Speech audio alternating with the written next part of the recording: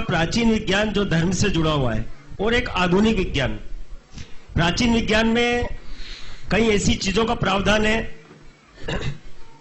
जैसा कि रात्रि को भोजन नहीं करना, पानी छानकर पीना, गरिष्ठ भोजन नहीं करना।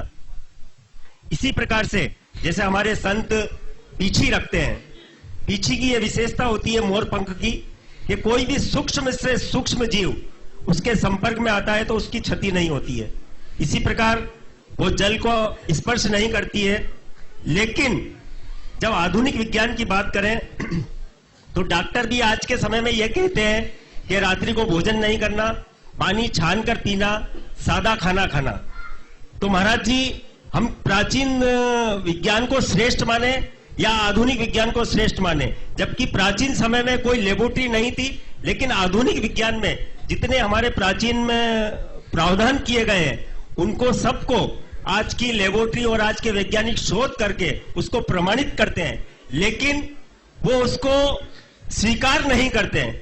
जैसे कि मैं एक छोटा सा उदाहरण दूंगा, आंवला। आंवले की यह विशेषता होती है कि जितना गुणकारी वो अपने मूल स्वरूप में रहता है, इतना ही गुणकारी यदि उसको जला दिया जाए और उसकी राख का भी सेवन किया जाए तो उतना ही गुणकारी, उतना ही विटामिन सी उसमें रहता है। लेकिन आधुनिक वैज्ञानिक इसको प्रमाणित नहीं करते हैं। तो मेरा प्रश्न ये है कि हम प्राचीन विज्ञान को जो धर्म से जुड़ा हुआ उसको श्रेष्ठ माने या आधुनिक विज्ञान को श्रेष्ठ माने?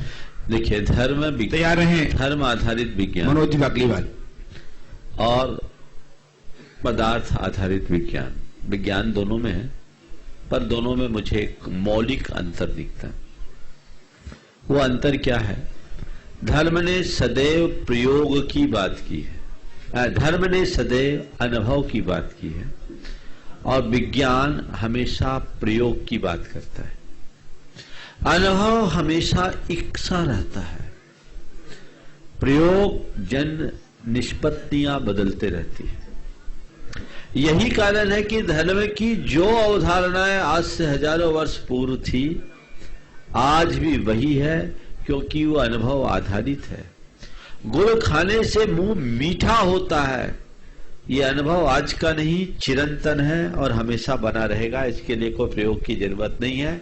धर्म ने हमें वो पाठ पढ़ाया, लेकिन विज्ञान ने हमेशा प्रयोग किया, और प्रयोग हमेशा नई नई निष्पत्तियां देता है। उदाहरण के लिए डाल्टन के परमाणुवाद से लेकर आज तक के अगर हम देख, गॉड पार्टिकल्स को किसने किया?